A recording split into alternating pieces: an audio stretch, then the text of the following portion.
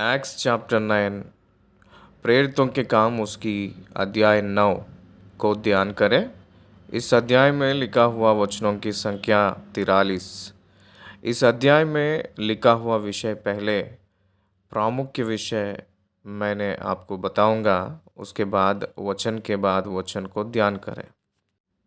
पहले दो वचन जो कलीसिया को सताने वाले शाऊल के बारे में लिखा गया है, उसके बारे में बातें हम लोग इस दो आयतों में देख सकते हैं। और 3 से लेकर 7 वचन तक लिखा हुआ वचन की भाग में आकाश के बीच से चारों ओर ज्योति चमकी थी और एक शब्द से यीशु मसीह ने शाऊल को दमिश्क मार्ग में मिलना हम लोग देख सकते हैं। और 8 और 9 वचनों में शाऊल को जो दिखा है, उसको जो ज्योति, उससे वो अंधा हो गया था। वो 3 दिन उपवास रहकर एक घर पे रहना हम लोग देख सकते हैं। 10 वचन से लेकर 16 वचन तक हनन्याह नामक एक चेले के बारे में पौलुस के निमित्त उसकी सेवा दमिश्क में किया जाना हम लोग को दिखाई देती है। 17वीं वचन से लेकर 19 वचन तक लिखा हुआ वचन भाग में शाऊल की आंख खुली थी, पवित्र आत्मा परमेश्वर से भरपूर हुआ है। 20 से लेकर 22 वचन में पौलुस ने दमिश्क वो प्रचार करने शुरू किए थे। 23 से लेकर 25 वचन के बीच पौलुस को मार डालने के लिए षड्यंत्र रचना पहली बार यहूदियों ने मिलकर किए थे। 26 और 28 वचन के बीच यरूशलेम में पहुंचकर पौलुस ने प्रचार करने लगा। 29 से लेकर 30 वचन के बीच पौलुस को मार डालने के लिए दूसरी बार षड्यंत्र किए थे। 31 वचन में यहूदिया, गलील और सामरिया में कलीसिया को चैन पाकर उन्नति होती गया और पवित्र आत्मा की शांति में चलती और बढ़ती गई, उसके बारे में लिखा गया है। 32 से लेकर 35 वचन के बीच में पतरस एनियास नामक एक लकवे को चंगा करना लिखा है।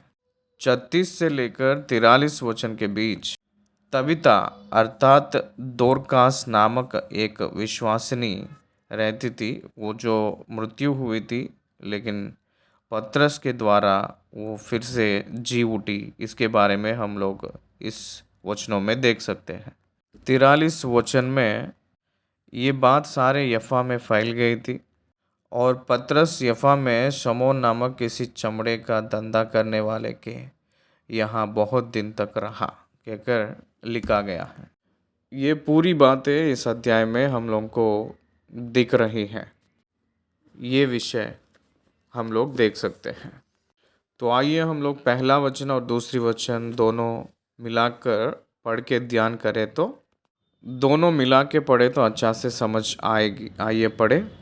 शाऊल जो अब तक प्रभु के चेलों को धमकाने और घात करने की धुन में था, महायाजक के पास गया और उससे दमिश्क के आराधनालयों के नाम पर इस अभिप्राय की चिट्ठियाँ मांगी कि क्या पुरुष क्या स्त्री जिन्हें वह इस पंथ पर पाए, उन्हें बांध कर यरूशलेम में ले आए। शाऊल एक महासभा का एक सभ्य व्यक्ति था। वो एक फरीसी था और बहुत क्रूर भी था। शाऊल ने स्तिफनुस की मृत्यु को सहमत दिया हुआ एक अधिकारी था।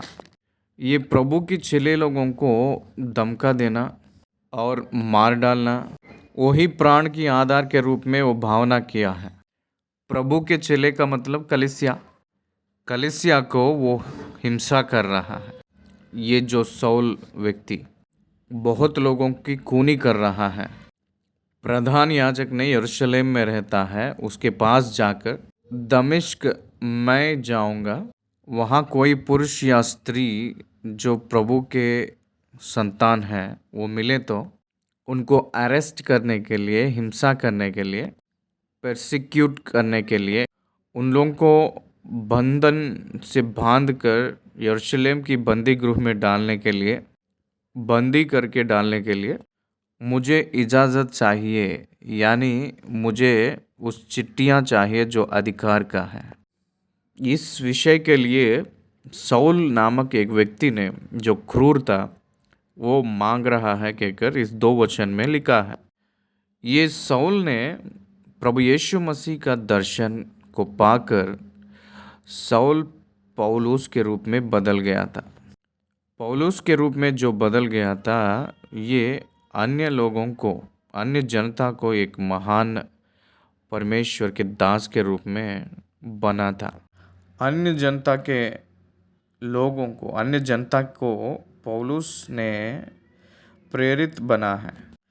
ये नया नियम में लमसम 14 किताबें पवित्र ग्रंथ में लिखा है। पुराना नियम छोड़कर नया नियम में 27 किताब रहे, तो उसमें लमसम 14 किताब पौलुस जी ने लिखे थे। इब्रानियों के पुस्तक को मिलाकर पौलुस ही लिखे हैं। पौलुस ने कलीसिया को हिंसा करते हुए मैं घूमता रहता था कहकर उन्हें बाइबल ग्रंथ में अलग अलग किताबों में भी अपने स्वयं कह लिए थे जब वो पत्रियां लिख रहे थे। गलातियों के पुस्तक 1 अध्याय की 13वीं वचन में, यहूदी मत में जो पहले मेरा चाल चलन था उसके विषय तुम सुन चुके हो कि मैं परमेश्वर की कलीसिया को बहुत ही सताता और नष्ट करता था। पहले तीमुथियुस 1 अध्याय और 12 और 13 वचनों में मैं अपने प्रभु मसीह यीशु की, जिसने मुझे सामर्थ्य दी है, धन्यवाद करता हूँ कि उसने मुझे विश्वास योग्य समझकर अपनी सेवा के लिए ठहराया। मैं तो पहले निंदा करने वाला और सताने वाला और अंधेर करने वाला था, तो भी मुझ पर दया हुई, क्योंकि मैंने अविश्वास की दशा में बिन समझे बुझे ये काम किए थे। फिलिप्पुस के पत्री 3 अध्याय 6 आयत में, उत्साह के विषय में यदि कहो तो कलीसिया का सताने वाला, और व्यवस्था की धार्मिकता के विषय में यदि कहो तो निर्दोष था। प्रेरितों के काम 22 का 4 में, मैंने पुरुष और स्त्री दोनों को बांध बांध कर और बंदी गृह में डाल डाल कर इस पंथ को यहाँ तक सताया कि उन्हें मरवा भी डाला। इसलिए ये एक घोर व्यक्ति के रूप में, वो धार्मिक रूप में बहुत कठिन व्यक्ति के रूप में साउल ने दिखाई दे रहे हैं। सच्ची में परमेश्वर की योजनाएं कितना आश्चर्य लगता है। कैसे व्यक्ति को किस रूप से बदल दिया है। जो कलीसियाओं को सताना ही मेरा प्राण की आधार कहकर सोचा था, उसी कलीसियाएं बढ़ने के लिए और पूरी दुनिया में फैलने के लिए उसी व्यक्ति को परमेश्वर ने चुनना आश्चर्य करवाती है, अचंभित करती है। साउल ने पौलुस के रूप में बदले के बाद यीशु मसीह के लिए प्राण तक रखने के लिए अपने स्वयं आकर, वो अपने स्वयं मन से आगे आना हमें देख सकते हैं। अपने सर कटवा लिया था। इसलिए परमेश्वर के कार्य अचंभ लगते हैं। परमेश्वर हम लोग जो सोच भी नहीं सकते, उस रीति में वो अपने योजनाओं को सबसे पहले ही रचा कर रखे हैं। इस रीति से कलीसिया को खराब करते हुए, हत्या करते हुए, बर्बाद करते हुए, धोखा धमकियां देते हुए, बंदी गृह में डालते हुए, वो अपने स्वयं प्राण के लाभ के रूप में भावना में रहते हुए, ये क्रूर, हानिकारक, हिंसात्मक, ये जो दोषी, ये व्यक्ति दमिश्क को घोड़े पे अपने साथ जो उसके अनुकरण करने वालों को ले जा रहा था। जब वो जा रहा था दमिश्क के पास आते ही, परंतु चलते चलते जब वह दमिश्क के निकट पहुंचा तो एकाएक आकाश से उसके चारों ओर ज्योति चमकी। आकाश से एक ज्योति चमकी, तब वो भूमि पर गिर पड़ा। तब एक शब्द सुनाई दे रहा था, हे साउल, तू मुझे क्यों सताता है, कहकर एक शब्द साउल ने सुना था। उस ज्योति अपने आंखों से देखा था और उसके कानों में शब्द सुनाई दी थी, हे साउल, तू मुझे क्यों सताता है, कहकर। परंतु उस ज्योति चमकते ही वो अंधा हो गया था। वो सूरज की रोशनी से भी बढ़कर ज्योति अपने और अपने साथ चलने वालों के चारों ओर चमकती हुई देखी, कहकर एक बार प्रेरितों के काम की ग्रंथ 26 अध्याय की 13 आयत में हम लोग देख सकते हैं। तो हे राजा, मार्ग में दोपहर के समय मैंने आकाश से सूर्य के तेज से भी बढ़कर एक ज्योति अपने और अपने साथ चलने वालों के चारों ओर चमकती हुई देखी। और इब्रानियों के भाषा में हे सौल कहकर जो बुलाना मैंने सुना हूँ, कहकर कह रहा था। एक रोशनी दिखाई दी है और एक आवाज़ सुनाई दी है। पवित्र ग्रंथ बाइबल में रोशनी परमेश्वर के पुत्र यीशु मसीह ही है और उस शब्द भी परमेश्वर के पुत्र यीशु मसीह ही है। वचन शब्द है, वचन उस ज्योति है। इसलिए वचन की प्रत्यक्षता ये साउल को दिखाई दिया जैसे हम लोग समझ सकते हैं। 5वीं वचन, उसने पूछा, हे प्रभु, तू कौन है? हे साउल, तू मुझे क्यों सताता है, कहकर पूछे वक्त वो अचंभित हो गया था। आकाश में से आवाज़ कहाँ से? आकाश में से उस रोशनी क्या है? और वो भी उसके चारों ओर क्यों प्रकाश हुई है? वो भी दोपहर के समय। उसका मतलब दोपहर के समय ऑलरेडी वो जो रोशनी है ना, सूरज की रोशनी है, लेकिन वो सूरज की तेज से भी अधिक रोशनी उसके चारों ओर चमकना वो देखा था। उस रोशनी को उसकी आंखें पे लगकर वो अंधापन आ गया था। देखिए, दिन में रोशनी है, उस दोपहर की रोशनी में अगर मान लीजिए आप लोग कोई एक क्रैकर उड़ाएंगे तो आपको दिखेगा नहीं वो, क्योंकि दिन की रोशनी में दूसरा रोशनी साधारण तौर से नहीं दिखाई देती है। लेकिन ये जो रोशनी उस प्रकार की रोशनी नहीं है। दिन में जो दोपहर में जो सूरज की तेज से भी बढ़कर दिखाई दिया हुआ रोशनी है, यानी दिन में ही जो दिख रहा है, जो साउल की आंखें धुंधलापन हो गया, उतना रोशनी उसको घेर लिया था और वो शब्द उससे बात कर रहा है इब्रानी की भाषा में। तब साउल का रिएक्शन क्या है? उसने पूछने लगा, हे प्रभु, कहकर। इसका मतलब वो समझ आ गया है कि उसको वो जो रोशनी और शब्द प्रभु ही है। ओल्ड टेस्टमेंट में उस रोशनी और शब्द प्रभु ही है। सिनाई पर्वत पे उस पर्वत के चारों ओर आग में जो पूरा धुआं के रूप में, अग्निमय के रूप में जो रोशनी दिखाई दी है, वो ज्योति और उस पर्वत पे मूसा ने जो शब्द सुना था, वो आवाज़ परमेश्वर का वचन। इसलिए परमेश्वर के वचन और रोशनी जो यीशु मसीह की प्रत्यक्षता के रूप में ग्रहण ग्रहण करके हे प्रभु कहकर पूछ रहा था। तू कौन है, कहकर पूछ रहा था।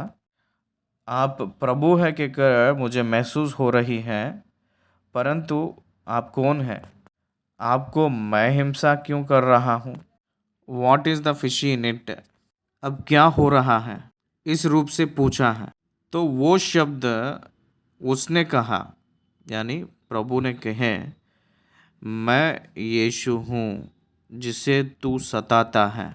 यीशु कहकर जो व्यक्ति को अंगीकार करने वालों को सताना और हिंसा देना, उन लोगों को हमेशा दुख देना ही भाग्य के रूप में सोचने वाली व्यक्ति यीशु की प्रत्यक्षता भिन्न रूप में दिखाई दिया था। शब्द रोशनी के रूप में वो देखा था।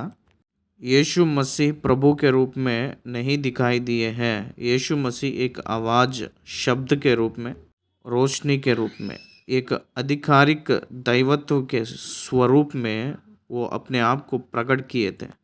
आपको जो सताने वाले, ये समझना है कि वो लोग यीशु को सता रहे हैं, क्योंकि यहाँ लिखा है, मैं यीशु हूँ जिसे तू सताता है। परंतु अब उठकर नगर में जा और जो तुझे करना है वह तुझसे कहा जाएगा। ये पूरा इब्रानियों की भाषा में कॉन्वर्जेशन सौल के और प्रभु के बीच में हो रही है। नगर में जाने के लिए कहा गया है क्योंकि वो रोशनी को देखकर वो अंधा हो गया था, इसलिए दमिश्क में जाने के लिए कहा गया है। उसके साथी लोग उसको पकड़कर मदद करके दमिश्क में ले आए थे। जो मनुष्य उसके साथ थे, 7वीं वचन पढ़ रहा हूँ, वे अवाक रह गए क्योंकि शब्द तो सुनते थे परंतु किसी को देखते ना थे। कुछ लोग जो शब्द को सुने थे, कुछ लोग रोशनी को देखे थे। कुछ लोग रोशनी को देखे थे, उन लोगों की गवाही। कुछ लोग शब्द सुने थे, ये उन लोगों का गवाही था। ये जो झुंड की गवाही जो रोशनी और शब्द हुई है कहकर, उन्हीं लोग वहाँ गवाह के रूप में थे। 8वीं वचन, तब सौल भूमि पर से उठा, परंतु जब आंखें खोली तो उसे कुछ दिखाई ना दिया, और वे उसका हाथ पकड़ के दमिश्क में ले गए। वह 3 दिन तक ना देख सका और ना खाया और ना पिया। इसका मतलब 3 दिन वो उपवास रह गया। शौक हो गया है, क्योंकि यीशु मसीह प्रभु क्यों होते हैं। आकाश में से मुझे प्रत्यक्ष होना, ये क्या बात है। उसी यीशु के लिए मैंने लोगों को सता रहा हूँ। क्या वो परमेश्वर है क्या? इस प्रकार की भावना में वो तरतराया था, कांपने लगा था सौल ने। उसके बाद 10 आयत से लेकर 16वीं आयत तक देखे तो हनन्याह नामक एक व्यक्ति की सेवा हमें देख सकते हैं। ये दमिश्क में रहने वाला है। जब सौल ने 3 दिन तक ना खाया ना पिया, 3 दिन वहीं पड़ा रहा, उसी समय परमेश्वर ने हनन्याह से बात किए थे। क्या आप लोग ध्यान दिए हैं, सौल के जीवन में परमेश्वर की नियुक्त खाल जब आई थी, परमेश्वर ही दर्शन दिए थे, परमेश्वर ही उसे स्वागत किए हैं, परमेश्वर ही उसे आकर्षित किए थे, परमेश्वर ही अपने सेवा के लिए वो नियुक्त कर लिए थे। परमेश्वर ही उसके जीवन में क्या क्या होने वाला है वो सब कुछ पहले ही निर्धारित करके रखे हैं। बाइबल ग्रंथ वही दिखाती है, वही बताती है। हम सभी लोगों के लिए भी यही बात है। अपने जीवन में भी उनकी योजना रहती है। 10वीं वचन में, दमिश्क में हनन्याह नामक एक चेला रहता था। उससे प्रभु ने दर्शन में कहा, हे हनन्याह। उसने कहा, हाँ प्रभु। ये हम लोग सीखना है। परमेश्वर की वचन अपने पास जब आती है, परमेश्वर के वचन हमसे जब बात करती है, उस समय हाँ प्रभु मैं हूँ, मैं सुन रहा हूँ, मैंने आज्ञाकारिता हूँ कहकर मुझसे बात करिए कहकर हमें सीखना है। 11 आयत, तब प्रभु ने उससे कहा, उठकर उस गली में जा जो सीधी कहलाती है, और यहूदा के घर में सौल नामक एक तारसुसवासी को पूछ, क्योंकि देख वह प्रार्थना कर रहा है। देख वह प्रार्थना कर रहा है। देखिए प्रभु ने क्या बात कर रहे थे हनन्याह से, सीधी कहकर जो एड्रेस दे रहे थे। प्रभु ने हनन्याह को एड्रेस दे रहे थे। एक तारसुसवासी शाऊल जो सीधा कहकर गली यहूदा के घर वहाँ जाओ कहकर एड्रेस दे रहे थे। मेरे प्रिय भाई और बहन, God knows all our addresses, God knows all our dwelling places. आज हम लोग परमेश्वर की जो इशारा से हम लोग नहीं भटक पाएंगे कहकर समझना है। उनके नज़र से हम लोग कहीं भी हट नहीं पाएंगे। आकाश में गए तो भी वहाँ वो है, धरती पे भी वो है, और पाताल में भी जाए तो वहाँ भी आप हैं। मैंने आपके सम्मुख से कैसे भटकूं, कैसे भागूं कहकर भजनकार ने पूछा था। हाँ, उसकी नज़र अपने ऊपर है और वो देख रहा है। हम जहाँ रहते हैं वो जानते हैं। आदम ने उस कटली पेड़ के पीछे जब छुपा था, परमेश्वर उसे देखे थे। उस नतानिएल प्रभु के चेला जो अंजीर के पेड़ के नीचे थे तब प्रभु ने देखे थे। जकिया जब पेड़ के ऊपर बैठे थे तब प्रभु ने देखे थे। सामरी स्त्री को जो देखा है परमेश्वर, जो घर के सामने जो बांध के रखा है उस गदहे के बच्चा को देखा जो परमेश्वर, जो बोझ तैयार करने के लिए तैयारी किया गया हुआ उस अठारी को पहले ही देखा हुआ परमेश्वर, उनको सब कुछ बस बहुत स्पष्ट रूप में दिखाई देती है। कुछ भी छिपा नहीं है कहकर हम लोग समझना है। तब प्रभु ने उससे कहा, उठकर उस गली में जा जो सीधी कहलाती है यहूदी के घर में शाऊल नामक एक तारसुवासी को पूछ, क्योंकि देख वह प्रार्थना कर रहा है।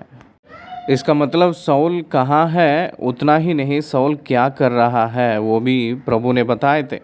God knows everything, God sees all places. उन्होंने सारे चीज़ों को देखते हैं और सब कुछ जानते हैं, और सारे जानकारी लेने वाले सामर्थी परमेश्वर है वो। 12वीं वचन, और उसने हनन्याह नामक एक पुरुष को भीतर आते और अपने ऊपर हाथ रखते देखा है ताकि फिर से दृष्टि पाए। हनन्याह नामक एक पुरुष को भीतर आना और ऊपर हाथ रखना और वो दृष्टि पाना, ये सब दर्शन में पौलुस ने पहले ही देख चुका था। परमेश्वर ने उसे दिखाए थे। इसका मतलब उसको वरदान प्रारंभ हो चुकी है। इसका मतलब स्वर्गलोक की इच्छा को जानने की जानकारी की स्थिति तक परमेश्वर ने उसे लेकर आए थे। 13वीं वचन में हनन्याह ने उत्तर दिया, हे प्रभु, मैंने इस मनुष्य के विषय में बहुतों से सुना कि इसने यरूशलेम में तेरे पवित्र लोगों के साथ बड़ी बड़ी बुराइयां की हैं।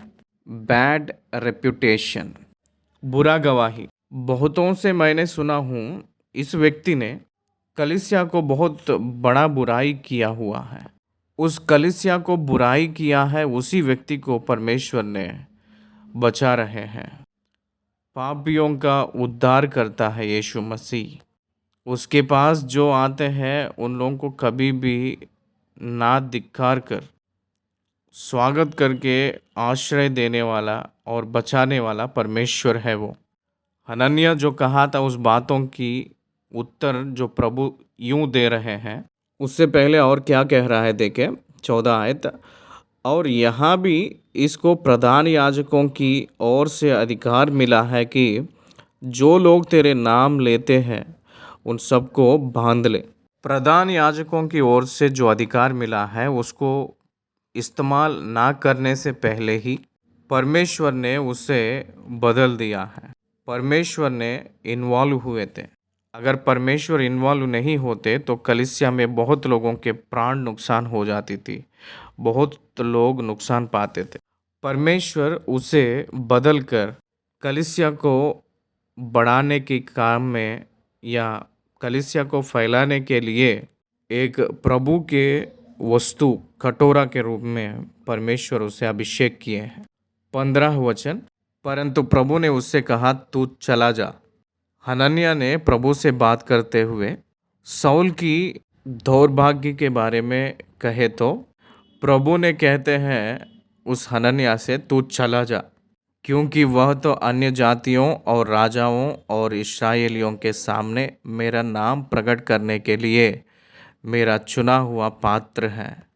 देखिए, ये व्यक्ति धरती पे आया है, इसका मतलब एक पर्पस है मेरे नज़र में। वो पर्पस ये है कि अन्य जातियों और राजाओं और इस्राएलियों के सामने मेरे नाम प्रकट करने के लिए मेरा चुना हुआ पात्र है। क्या देखे हैं परमेश्वर की योजनाएं, उसकी नियुक्त था कितनी अद्भुत रीति से, कितना अच्छा होता है। जो व्यक्ति परमेश्वर के नाम को महिमा करते हुए ना घूमता था, जो व्यक्ति लोगों को सताता था, जो प्रभु के जो हिंसा करता था, मरवा डालता था, वही व्यक्ति प्रभु के लिए बंदी गृह में जाने के लिए, मृत्यु को भी हासिल करने के लिए तैयार हुए। उतना बदलाव परमेश्वर उसमें लेकर आए हैं। उतना ही नहीं, मेरा नाम प्रकट करने के लिए मेरा चुना हुआ पात्र है, और मैं उसे बताऊंगा कि मेरे नाम के लिए उसे कैसे कैसा दुख उठाना पड़ेगा। पौलुस ने कितने प्रकार के दुख उठाना है पहले ही मैं उसे बताऊंगा, कहकर प्रभु कह रहे हैं। पौलुस ने प्रभु के लिए कितनी प्रकार की दुख भोगना है पहले से ही उसको बताए हैं, कहकर कहते हैं। संत पौलुस ने कुरिन्थियों के पत्री कुरिन्थियों को लिखते समय वो जो पाए हैं उस महान दुख के बारे में वो लिखे थे। किस प्रकार की दुख वो अनुभव किए हैं कहकर पूछे तो पौलुस जी ने यीशु मसीह की सेवकाई के लिए साधारण लोग कोई भी जो अनुभव नहीं कर पाते हैं उतना दुख को वो अनुभव किए थे। कैद हुए थे, कई बार बेंथे खाए हैं प्रभु के लिए, बहुत बार 39 खोड़े खाए थे, 3 बार बेंथे खाए थे। केवल उतना ही नहीं, उन्होंने प्रभु के नाम के निमित्त मरने के लिए भी उन्होंने पीछा ना मुड़े जैसे हमें दिखाई देते हैं। इसलिए जितना भयंकर विरुद्ध के रूप में प्रभु के लिए थे, उतना समीप रूप में हो गए थे। दूसरी कुरिन्थियों के पत्री 11वीं अध्याय 23 आयत से अगर हम देखें तो, क्या वे ही मसीह के सेवक हैं? मैं पागल के समान कहता हूँ, मैं उनसे बढ़कर हूँ। अधिक परिश्रम करने में, बार बार कैद होने में, कोड़े खाने में, बार बार मृत्यु की जोखिमों में, 5 बार मैंने यहूदियों के हाथ से 39 कोड़े खाए, 3 बार मैंने बेंतें खाई, 1 बार मुझ पर पथराव किया गया, 3 बार जहाज जिन पर मैं चढ़ा था टूट गए, एक रात दिन मैंने समुंदर में काटा। मैं बार बार यात्राओं में, नदियों के जोखिमों में, डाकुओं के जोखिमों में, अपने जाति वालों से जोखिमों में, अन्य जातियों से जोखिमों में, नगरों के जोखिमों में, जंगल के जोखिमों में, समुंदर के जोखिमों में, झूठे भाइयों के बीच जोखिमों में रहा। परिश्रम और कष्ट में, बार बार जागते रहने में, भूख प्यास में, बार बार उपवास करने में, जाड़े में उघाड़े रहने में, कितना दुख मैंने भोगा। इस कलीसियाओं की चिंता प्रतिदिन मुझे दबाती है। कलीसियाओं के बारे में चिंता दिन दिन दबाती रही। वो परमेश्वर की नियुक्त था। वो है परमेश्वर अपने साधन के रूप में नियुक्त कर लेना, कहकर वो गवाही दे रहे थे। प्रेरितों के काम 9 अध्याय की 17 आयत। तब हनन्याह उठकर उस घर में गया और उस पर अपना हाथ रखकर कहा, हे भाई साउल, मसीह का प्यार कितना महान है। हनन्याह ने पहले ऑब्जेक्ट किए तो भी परमेश्वर के बात पर ओबीडियंस दिखा रहा है, आज्ञाकारिता हो रहा था। उसको दर्शन में परमेश्वर जो बताए थे उसको वो ग्रहण करके वो आज्ञाकारिता होकर शाऊल के पास जाकर जो कलीसिया को सताया था, हे भाई कहकर बुला रहा था। कलीसिया को जो सताया हुआ था वो उस शाऊल को हे भाई कहकर बुला रहा था।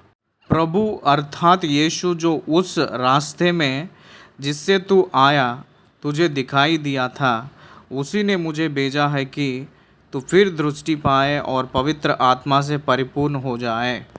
देखिए, प्रेरितों में अनन्याह तो नहीं था, प्रेरितों में तो नहीं था, लेकिन उस ऊपर की अठारी में तो उस 120 लोगों में ये हनन्या होगा शायद। ये जो हनन्या भी परमेश्वर के द्वारा अद्भुत रीति से इस्तेमाल गया हुआ व्यक्ति है। हनन्या क्या कह रहे थे? पवित्र आत्मा से परिपूर्ण होने के लिए मुझे भेजा है कहकर कह रहा था। इसका मतलब विश्वास जो करते हैं उन लोगों को जो मिलती है परमेश्वर की वरदान जो पवित्र आत्मा, उसको शाऊल को प्राप्त हुए जैसे, भरे जैसे, पवित्र आत्मा से परिपूर्ण हुए जैसे हनन्याह के द्वारा सुसमाचार उसे पहुंचा गया है। हे भाई शाऊल, प्रभु अर्थात यीशु जो उसने उस रास्ते में जिससे तू आया तुझे दिखाई दिया। इसका मतलब हनन्याह ने बता रहे हैं कि जो दिखाई दिए हैं वो यीशु मसीह है कहकर, वो यीशु मसीह को जो तू देखा है वो मुझे तेरे पास भेजा है। क्यों? क्योंकि तूने पवित्र आत्मा से परिपूर्ण होना है, तो फिर दृष्टि पाना है। और तुरंत उसकी आँखों से छिलके से गिरे और वह देखने लगा और उठकर बपतिस्मा लिया। फिर भोजन करके बल पाया। वह कई दिन उन चेलों के साथ रहा जो दमिश्क में थे, और वह तुरंत आराधनालय में यीशु का प्रचार करने लगा कि वह परमेश्वर का पुत्र है। कि शायद सब सुनने वाले चकित होकर कहने लगे, क्या यह वही व्यक्ति नहीं है जो यरूशलेम में उन्हें जो इस नाम को लेते थे नष्ट करता था, और यहाँ भी इसीलिए आया था कि उन्हें बांधकर प्रधान याजकों के पास ले जाए। मतलब वो लोग गलत समझ लिए थे। वो लोग ऐसे सोच रहे हैं कि इस रीति से ये नाटक करके, आइडेंटिफाई करके उन लोगों को ले जाकर दुख उठाने के लिए ये नाटक कर रहा है, बंदी करवाने के लिए कहकर वो लोग सोचे हैं, ना कि इसमें रियल कन्वर्शन हुआ है कहकर वो लोग नहीं पहचान पाए थे। 22 वचन, परंतु उन लोग गलत समझ लिए तो भी शाऊल और भी सामर्थी होता गया। हम सब लोग भी शाऊल के द्वारा एक पाठ हम सीखना है। हम लोग सामर्थ होते जाना सीखना है। हम लोग सामर्थ्य होते सीखना है और आत्मा में सामर्थ्य होना है, आत्मा में वृद्धि होते जाना है।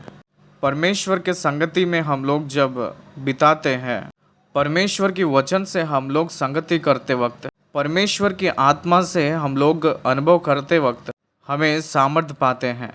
यहोवा के लिए जो इंतज़ार करते हैं वो नया बल पाते हैं। इसलिए परमेश्वर उन्हें इस्तेमाल करने की उस इच्छा से शाऊल ने आगे जाते रहा और आत्मा में वो सामर्थ्य होता रहा। और इस बात का प्रमाण दे देकर कि मसीह यही है, दमिश्क के रहने वाले यहूदियों का मुंह बंद करता रहा। सारे यहूदी लोग एकदम घबरा गए थे, ये क्या हुआ है? दमिश्क को जो गया था यीशु मसीह के चेले लोगों को अरेस्ट करके खींच कर ले आके उस बंदी गृह में डालने वाला, उन सभी को ऐसे दुख दूंगा कहकर जो कहा था और सारे चिट्ठियों को लेकर गया था, उस व्यक्ति ने यीशु मसीह को प्रचार करना क्या बात है, ये सभी लोगों को चकित कर दिया है। 23 आयत, जब बहुत दिन बीत गए तो यहूदियों ने मिलकर उसे मार डालने का षड्यंत्र रचा, परंतु उनका षड्यंत्र शाऊल को मालूम हो गया। वे तो उसे मार डालने के लिए रात दिन फाटकों पर गात में लगे रहते थे। परंतु रात को उसके चेलों ने उसे ठोकरे में बैठाया और शहर पनाह पर से लटकाकर उतार दिया। ये लोग रात दिन फाटकों पर गात में लगे रहते थे, क्योंकि फाटकों के द्वारा ही अंदर गांव में प्रवेश कर सकते हैं, वहीं से बाहर भी जा सकते हैं। इसलिए अगर पौलुस ने उस रास्ते पे जाएंगे तो मार डालने के लिए उन लोग सोचने लगे। परंतु उसके चेलों ने वो बात जानकर उसको टोकरे में बैठाकर शहर पना, उसका मतलब चारों तरफ शहर पना रहता है, जो चारों तरफ प्रोटेक्शन वॉल रहता था, कॉम्पाउंड वॉल के रूप में। ये जो नगर के चारों तरफ रहा हुआ शहर पना से दमिश्क की दीवार से उसको टोकरे से उतारते थे। 26 आयत। यरूशलेम में पहुंचकर उसने चेलों के साथ मिल जाने का प्रयत्न किया, परंतु सब उससे डरते थे, क्योंकि उनको विश्वास ना होता था कि वह भी चेला है। ध्यान दीजिए, उसकी पुराना इतिहास बहुत भयानक इतिहास था। यकीन नहीं कर सकते हैं उस प्रकार की इतिहास था, धोखेबाज का इतिहास था। इसीलिए यरूशलेम में जो है परमेश्वर के जन उसको यकीन करने के लिए तुरंत नहीं माने थे। परंतु बरनबास ने उसे अपने 7 प्रेरितों के पास ले जाकर उनको बताया कि इसने किस रीति से मार्ग में प्रभु को देखा और उसने इससे बातें की। फिर दमिश्क में इसने कैसे हियाव से यीशु के नाम से प्रचार किया। बरनबास, इसका मतलब सांत्वना का पुत्र कहकर अर्थ आती है, चेतावनी का पुत्र कहकर अर्थ आती है बरनबास नाम का। उन्होंने पतरस की सेवकाई को सामर्थ्य दिया हुआ व्यक्ति है। पौलुस की पहली मिशनरी यात्रा में ये सहभागी हुआ था ना। पहला उस बरनबास ने विश्वास किया था, उसके साथ सेवा करने के लिए इच्छा रखा था। प्रेरितों के पास वो लेकर आया था, वो प्रभु को देखा है कहकर, वो दमिश्क में प्रचार किया है कहकर हियाव से उन लोगों को बहुत स्पष्ट रूप में बताए थे बरनबास ने पौलुस के बारे में। पौलुस को प्रेरितों को इंट्रोड्यूस करने वाला बरनबास था। ये बरनबास ने पौलुस के बारे में गवाही दे रहा था। बहुत हियाव से दमिश्क में ये प्रभु के बारे में प्रचार किया था। मैंने देखा हूँ कहकर बरनबास ने प्रेरितों को इंट्रोड्यूस किया था। वह उनके साथ यरूशलेम में आता जाता रहा और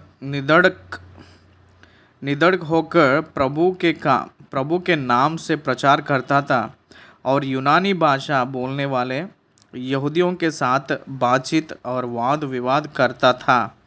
परंतु वे उसे मार डालने का यत्न करने लगे। यह जानकर भाई उसे कैसरिया ले आए और तारसुस को भेज दिया। तारसुस में बहुत दिन रहा था। तारसुस उसका नेटिव प्लेस था। यरूशलेम में उसको मार डालने के लिए दूसरी बार यत्न शुरू हुई थी। देखिए यहूदी लोग कितना कठिन के लोग हैं। उनके धर्म को ये बाधाई के रूप में है कहकर उसके खुद के पुरुष हुए तो भी पौलुस को मार डालने की षड्यंत्र रच रहे थे। वो प्रभु के नाम से बहुत हियाव से सुसमाचार प्रचार कर रहा था। सुसमाचार की प्रचार को हिम्मत चाहिए कहकर प्रेरितों के काल से लेकर आज भी जारी होते ही रह रहा है। सुसमाचार प्रचार करना है तो हिम्मत चाहिए। वो हिम्मत पवित्र आत्मा परमेश्वर दिए तो ही आती है। वो मनुष्य की हिम्मत नहीं, परमेश्वर का हिम्मत अनुग्रह होती है। उसके बाद 31 वचन से हम लोग देखें तो कलीसिया की क्षेम और वृद्धि यहूदिया, गलील और समरिया में हुई है कहकर हम लोग देख सकते हैं। पढ़े, इस प्रकार सारे यहूदिया और गलील और समरिया में कलीसिया को चैन मिला और उसकी उन्नति होती गई और वह प्रभु के भय और पवित्र आत्मा को शांति में चलती और बढ़ती गई। कलीसिया का चयन मिला और उसकी उन्नति होती गई। इसका मतलब हर दिन एक एक पत्थर के ऊपर पत्थर जैसे रखा जाता है, वैसे एक एक विश्वासी जुड़ते गया है और वह प्रभु के भय और पवित्र आत्मा की शांति में चलती, ये कलीसिया बढ़ती गई। शांति में कलीसिया बढ़ती गई। कलीसिया की बढ़ोतरी होना है तो कलीसिया शांति से चलना है। शांति ना होकर कलीसिया बढ़ना नहीं होगा कहकर परमेश्वर के वचन हमें याद दिला रही है। पवित्र आत्मा से शांति और यीशु मसीह पर भय उस कलीसिया की बढ़ोतरी में प्रामुख्य विषय के रूप में ये दो है कहकर हम लोग पता कर रहे हैं, जान रहे हैं। उसके बाद 32 आयत से लेकर 35 आयत तक लिखा हुआ वचन की भाग में पतरस हर जगह में फिरता हुआ पवित्र लोग के पास जो आए थे, पहुँचे थे, जो लुद्दा में रहते थे। वहाँ एक लकवे रोगी था जो 8 वर्ष से काट पर था, जो एनियास कहते हैं। एक लकवा व्यक्ति रहता था वहाँ। पतरस ने उसे देखकर, हे एनियास, यीशु मसीह तुझे चंगा करता है। परमेश्वर कहकर नहीं कहे थे, यीशु मसीह तुझे चंगा करता है कहा है। पतरस ने यीशु मसीह के नाम को प्रमोट कर रहा है, यीशु मसीह के नाम को प्रकट कर रहे थे।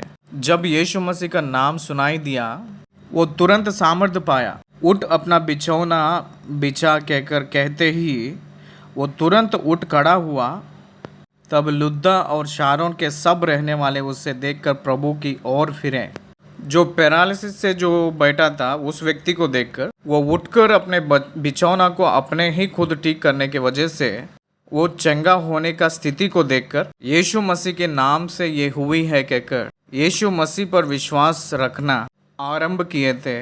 प्रभु की ओर वो लोग मुड़ने का कारण यीशु मसीह पर वो लोग विश्वास करना आरंभ किए थे। प्रभु के ओर वो लोग फिरने का मकसद उस व्यक्ति को जो हुआ था वो चंगा का कार्य था। उन्हें देखकर वो लोग चकित होकर प्रभु की ओर मुड़े थे।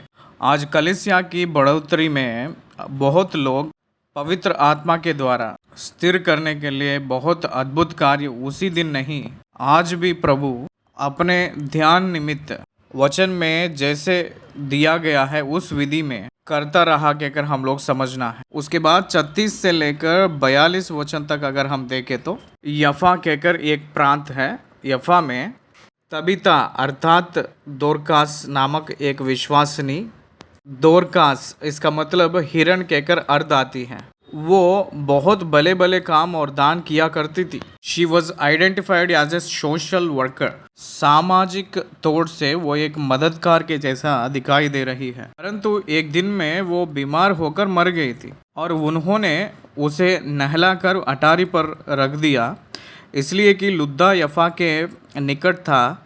चेलों ने यह सुनकर कि पतरस वहाँ है, 2 मनुष्य भेजकर उससे विनती की कि हमारे पास आने में देर ना कर। ये लुद्दा कहकर जो जगह थी वहाँ एनियास को ठीक करके पतरस ने वहाँ था, लेकिन ये जो है ये यफा में हुई थी जो दोरकास मर गई थी। तब पतरस उठकर उनके साथ हो लिया और जब वह पहुँचा तो उसे उस अटारी पर ले गए। सब विधवाएं रोती हुई उसके पास आ खड़ी हुई और जो कुर्ते और कपड़े दोरकास ने उनके साथ रहते हुए बनाए थे दिखाने लगी। सारे विधवाएं रोने लगी उनकी भले भले काम दिखाते हुए पतरस को। तब पतरस ने सबको बाहर कर दिया और घुटने टेक कर प्रार्थना की और शव की ओर देखकर कहा, हे तबीता उठ। यहाँ बहुत स्पष्ट रूप में लिखा है कि वो शव की ओर देखकर, शव डेड बॉडी, हे तबीता उठ। तब उसने अपनी आंखें खोल दी और पतरस को देखकर उठ बैठी। उसने हाथ देकर उसे उठाया और पवित्र लोगों और विधवाओं को बुलाकर उसे जीवित दिखा दिया। ग्रेटेस्ट मिराकल था ये। यीशु मसीह ने लाजरस को जिलाना देखे हैं। यीशु मसीह जो नाइम गांव की विधवा को जगाना हम लोग देखे थे, वो छोटी सी बच्ची को जगाना हम देखे थे, जो याईर के पुत्र को देखे हैं। लेकिन यीशु मसीह का चेला जो पतरस जो मर गई थी तबीता को उठाकर उनको देना हम लोग देख रहे हैं। इसलिए यीशु मसीह जो किए थे उसी प्रकार प्रेरितों ने भी आश्चर्य काम किए थे। विधवा को यीशु मसीह जगाए कहकर मैंने जो कहा था, तो विधवा के बेटा को अर्थी को छूने से जगाया था, ये हम लोग देख सकते हैं। उसी प्रकार के रूप में चेले लोग भी प्रेजेंट किए थे। वो जो तबीता मर गई है वो वास्तव है, उसको नहलाकर ऊपर की अटारी में रखना वास्तव है, पतरस को बुलाना वास्तव है, पतरस आना वास्तव है, और पतरस ने मृतकों में से जिलाकर उन लोगों को सौंपना भी वास्तव है। देखिए कलीसिया कितना सामर्थ्य से वृद्धि हुई है, कितना आश्चर्य कार्य परमेश्वर उन लोगों के सामने करते हुए आए हैं। हम लोग पता करें तो आश्चर्य होते हैं। यह बात सारे यफा में फैल गई और बहुतेरों ने प्रभु पर विश्वास किया, प्रभु को मानने लगे। देखिए एक विशेष रूप का रिवाइवल का कार्य हो रही है। इसलिए सारे दुनिया में सुसमाचार जाने के लिए सुसमाचार सामर्थित होते हुए हम लोग देख रहे हैं। इसलिए ये खबर पहुंचा तो सारे यफा के प्रांत विश्वास करने लगे। The whole city turn towards Christ. एक एक कार्य वहाँ बहुत सामर्थ्य कार्य हुई है। उसके बाद 43 आयत में, और पतरस यफा में समोन नामक किसी चमड़े का धंधा करने वाले के यहाँ बहुत दिन तक रहा। एक एक प्रांत में वो लोग निवास करते आए हैं। वो लोग उस प्रांत पे रहने के वजह से उस प्रांत में परमेश्वर ने उनके द्वारा अद्भुत कार्य करते हुए आए हैं। ये 9 अध्याय के अंत में पतरस यफा में समोन नामक किसी चमड़े का धंधा करने वाले के यहाँ बहुत दिन तक रहा। ये बात रिकॉर्डेडली हम लोग देख रहे हैं। बहुत दिन वहाँ निवास रहने लगे, वहाँ सारे अद्भुत कार्य एवेंजलाइज करते हुए आए हैं, हिम्मत से आगे चल रहे थे, अद्भुत कार्य करते हुए आगे रहे। उद्धार जो पाए हैं वो लोग सारे संपत्ति ले आकर प्रेरितों के काम पे प्रेरितों के चरणों पे डाल रहे थे, रख रहे थे। कलीसिया बहुत सामर्थ्य रूप से बढ़ती रही, चैन शांति पाते हुए बढ़ती गई, वो सामर्थित होते हुए आ रही है। प्रेरितों के काम सब कलीसिया की बढ़ोतरी, कलीसिया की बढ़ती हुई दुनिया की सुसमाचार की काम की विधि को हमें याद दिला रही है। 9वीं अध्याय यहाँ हम लोग ख़त्म किए हैं। धन्यवाद।